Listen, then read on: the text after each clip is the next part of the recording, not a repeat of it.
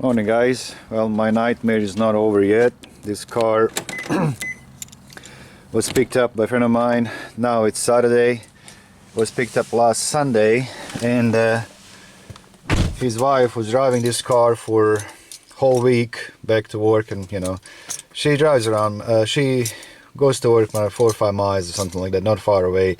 But anyhow, she's been driving the car for the whole week, and then this Friday, that was yesterday, yesterday afternoon after the work, she got in the car, started up, and halfway to way home it just stalled. The same problem as we had before. So cold morning, the first start, to see what happens now.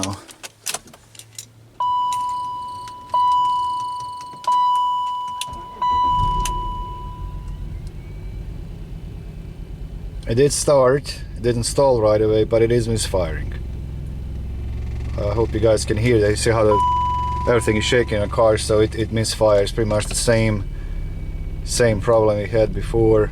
And right now I actually have the foot all the way to the pedal, and it's basically, it's not moving at all, just barely moving. I'm all the way to the pedal right now, to the floor with my gas pedal, and it's just not going. It's not moving at all. It pretty much works on a 3 cylinders again. So I'm going to shut it off and see if I can. I just need to get in the garage and if I can milk it in. There you go. I mean, I'm pretty much, there you go. Absolutely the same problem. Okay, alright, I mean. Okay, so I got a diesel valve. The first thing I'm gonna do, I'm gonna change this diesel valve and see what happens. So, all right, here's a diesel valve. It was in this position when I removed it, and this is where it's broken. Right there. Most of the time it will be this shaft will break, and then this thing will be loose. But this one's kind of different. It was broken right there. So I'm just gonna put another one in and see what happens. I don't know.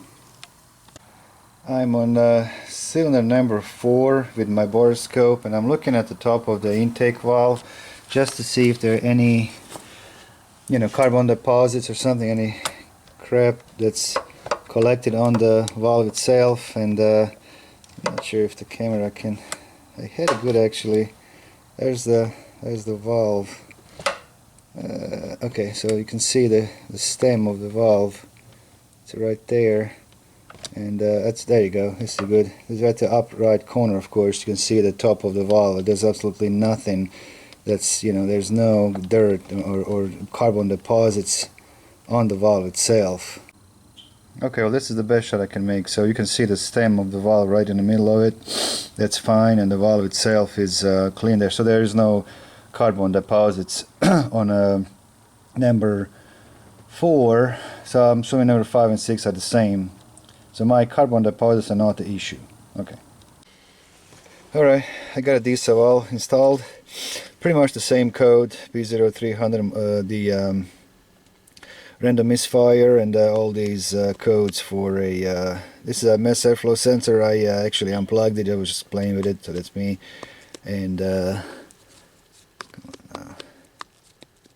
And all these just 1353 and 49 and 51. It's all just the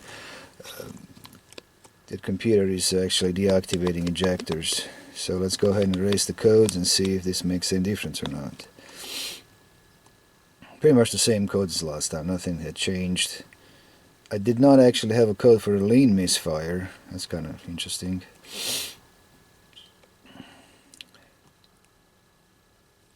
Alright, let's see what happens now.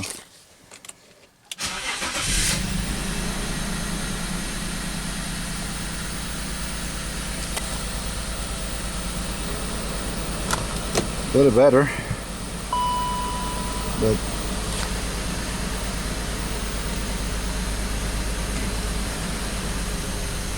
I can still feel misfire. Not as bad as it was. A little bit smoother, but still misfires. Let's just wait a little bit and see if it's gonna go away.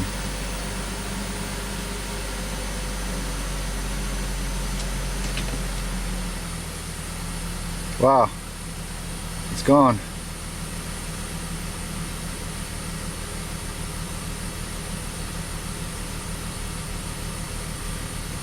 No, it's coming back again. It was gone for a second. Yeah, it's misfiring again. Let's shut it off.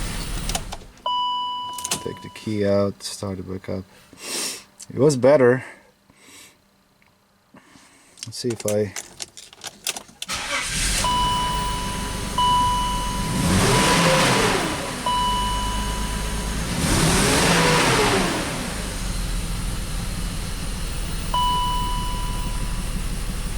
No, still the same. Let's see if he's gonna... I mean, it has more power. There you go. Service check engine light is back. Great. Alright, let's see what we got. Nice.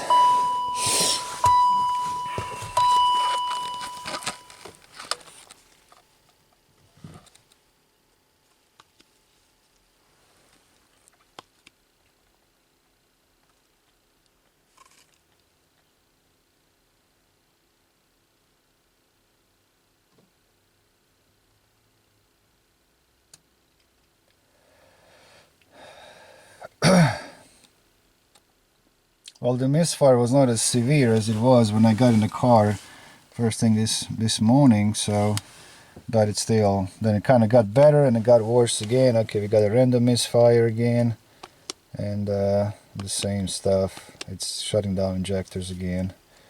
Let's go back. Let's erase codes and see if give a second chance, I guess. That seems like the diesel oil didn't make any difference at all.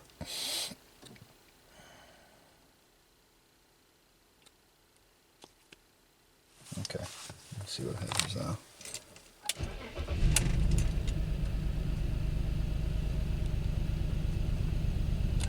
Shut it off all the way, take the key out.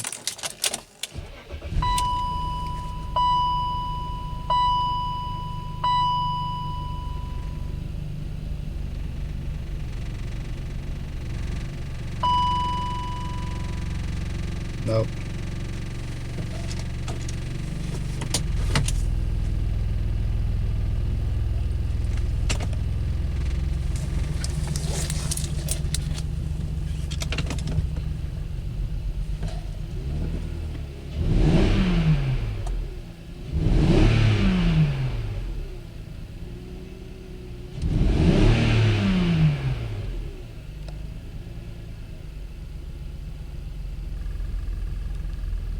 Alright, back to ground zero again, I guess. Alright, let's do a relative compression test.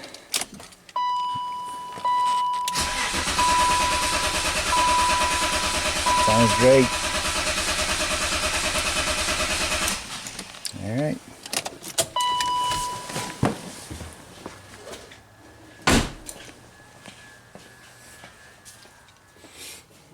Everything looks good here.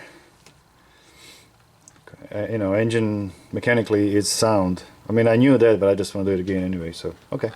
A blue channel on the injector number 1 and the red channel on injector number 5. I just want to check the injector pulse to make sure that my computer is energizing injectors the same amount of time on both banks, bank 1 and bank 2. Basically, we're just going to look at the injector pulse, and let's see that.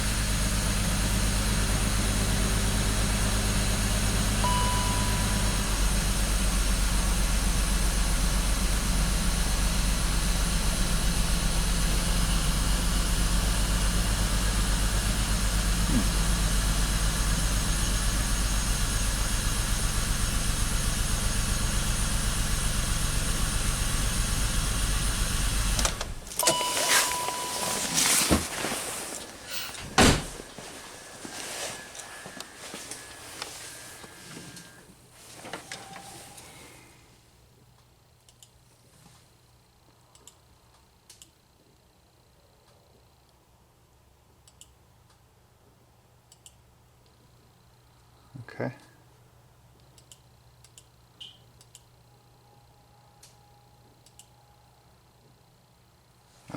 I got the my blue channel is at 100 volts, my red channel is on the 200 volts. That's why the spikes are different. But what I'm interested in is just actually this injector pulse. Let's measure that and see what we got. Now when we measure the ground side, is a 350 millivolts. That's fine. And on the red, on the bank 2, the ground is on, let's move this up a little bit, 300 millivolts, so that's fine. So let's go ahead and take the cursors and measure the injector time, but I can tell they're pretty much the same, so there's no discrepancy there. And do that. And it's 6 milliseconds. Let's lock it up. Let's move it over to injector number 5, and it's pretty much the same, 6 milliseconds. So now I know that there is no problem where, you know, there's computers doing something where would, you know, the injector pulse would be different between two banks and causing some weird misfires and stuff like that. So you guys know what I'm talking about. This is just a difference in a voltage scale in my well, let's just look at the peak voltage. I don't want to repeat this, but this is like a 57 volts, and it's the same here, 56 volts. So this is the this is okay. But what I'm interested in is just the injector pulse, and again it's still at 6 millivolts on both banks, bank 1 and bank 2. And so that's not the problem. So it's a little bit difference, might be like a 1 millisecond or so, but nothing really that stands out where we maybe have a injector pulse on one bank, I don't know, doubled than another or something like that. So that's not the case here. Let's do this frame again. Still, let's just zoom it in a little bit.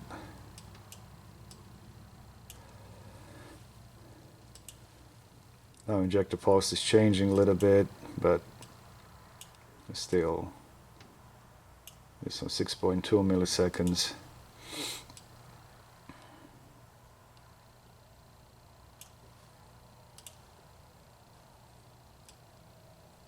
.1 milliseconds. Anyhow, this injector pulse, it's not the problem. Okay, let's do injector balance test. Okay, we are right at 50. This is number 1. We're down to 28.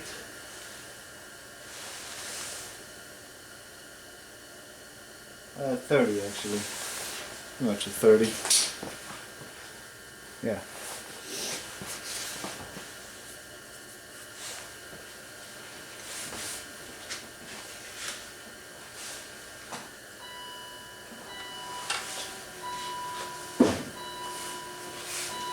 I like to use a pressure transducer for this test, but my 100 psi pressure transducer is not working right. So, okay, we are at 50 again, maybe 49. 49 actually. Number 2, 29, 30. Close enough.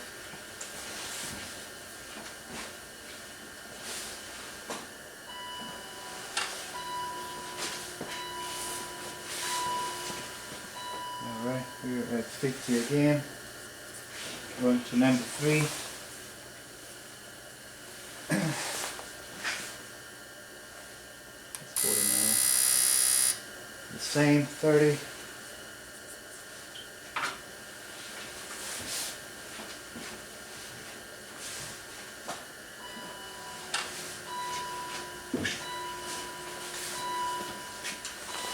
Going to number 4.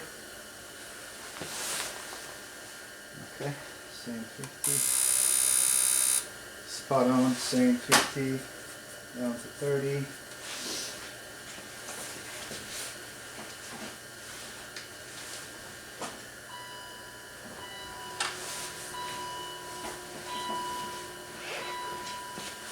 into number 5.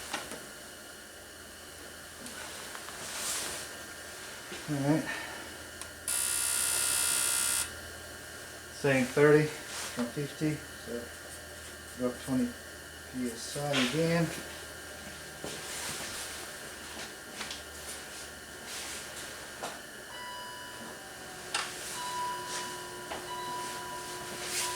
And go to number 6.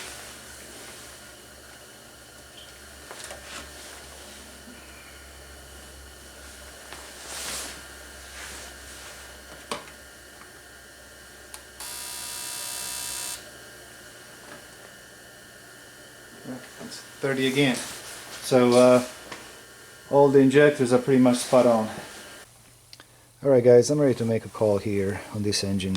So I have my ignition probe on top of my coils. That's going to be channel 1. Channel 2 is going to be my sink from coil number 1. And then channel 3 is actually current clamp on my injector number 1. I just want to make sure the engine is firing injectors when I do wide open throttle, and I actually done it already, so let's take a look at it.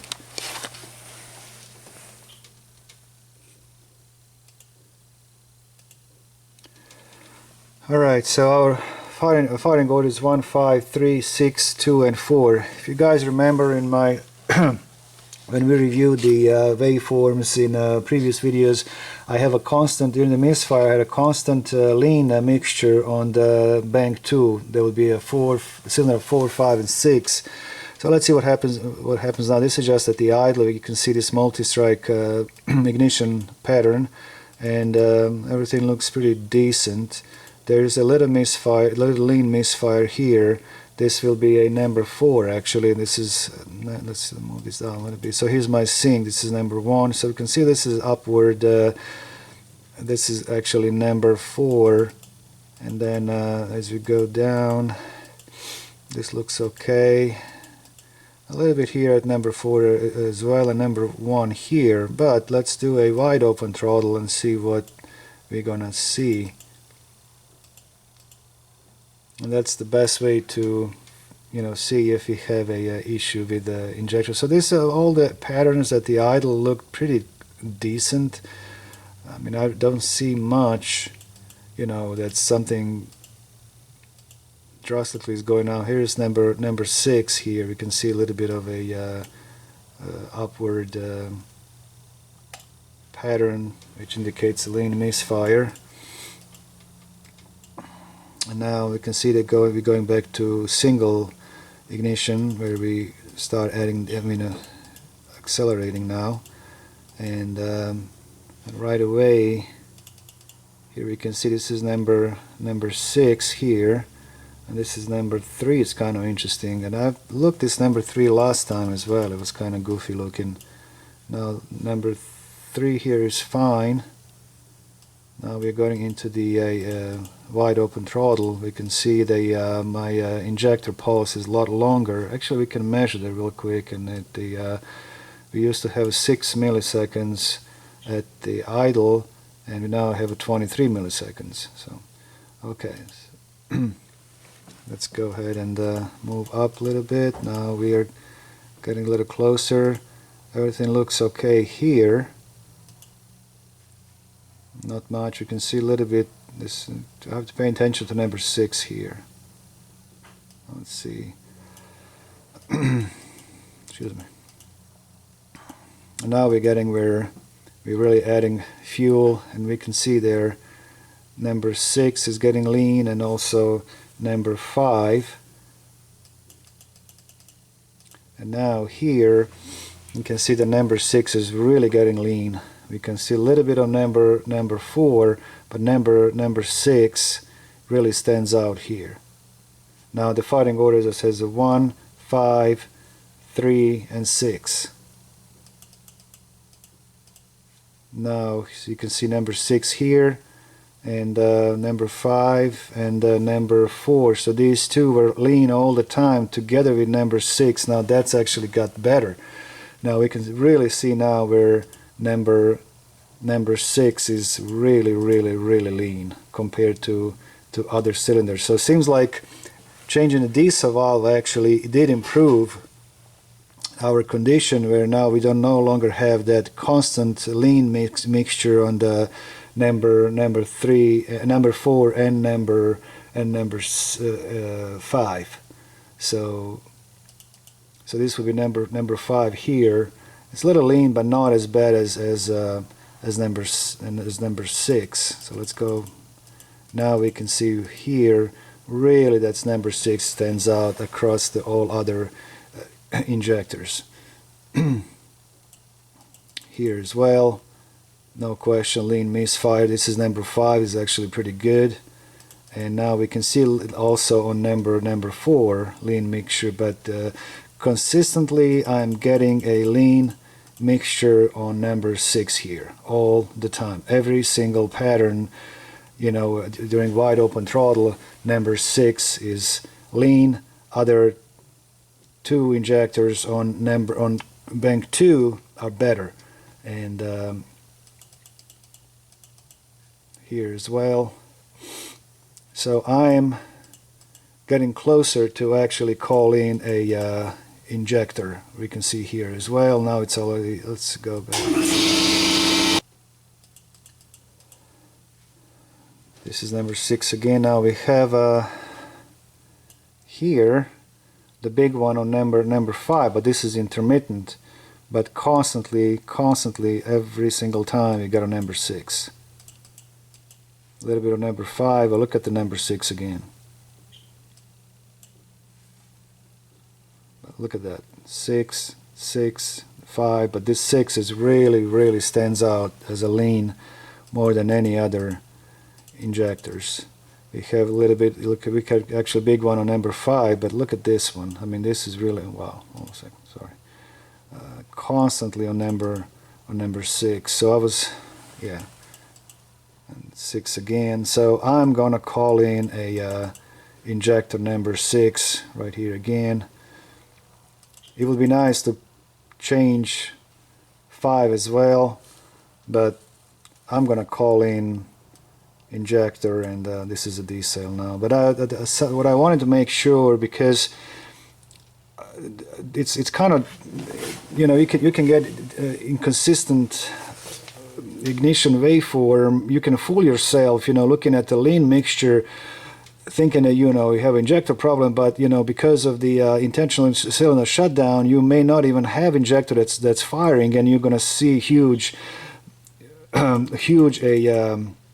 a lean mixture in your cylinder, thinking, okay, you have injector problem, but, you know, you may not even have injector that's firing. So now that's why I wanted to get a current clamp on my number 6 to make sure that, you know, the computer is still, you know, controlling this injector, and it does. I mean, you just can see the different ignition pulse. But now a 6 here and a 5 as well. But I mean, it's all the time on number 6. It's never.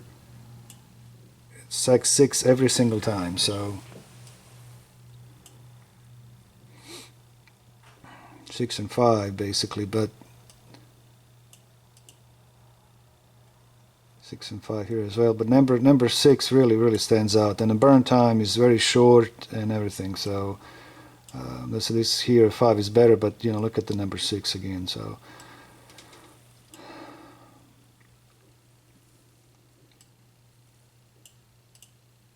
here number 6, but number 5 is better. So these are pretty decent waveforms, but number 6 again it's lean. So we'll see what we can do with this. This is a very good waveform here. Other cylinders are fine. Number 6 is very lean. Again, it seems like that changing a diesel valve, it did improve. This is a very nice one here. You can see number 5 is okay. You can see number 4 a little bit, but number 6 is definitely, it's a big lean misfire. Okay guys, but that's what I'm going to do. I'm going to replace injector number 6 and see what happens. Now I know my fuel pressure is okay. The my other question was, is my injector pulse the same from bank 1 and bank 2? Because in the last video when we reviewed ignition waveforms, you could see consistent lean misfire on 4, 5, and 6, which is bank 2. So I wasn't sure if the computer for some reason is cutting ejector pulse on that bank, but it doesn't. It's a 6 milliseconds at the idle on both, so to me that is okay since we have a misfire at the idle anyway, so that's fine. I don't have any my valves, the intake valves are fine. I don't see any carbon deposits on that. We checked that with the boroscope. You know, did a relative compression test. That turned out to be okay. Coils are fine. The spark plugs are new, and now this valve is new. And we can see that this valve did change a little bit. We did improve our condition on bank 2.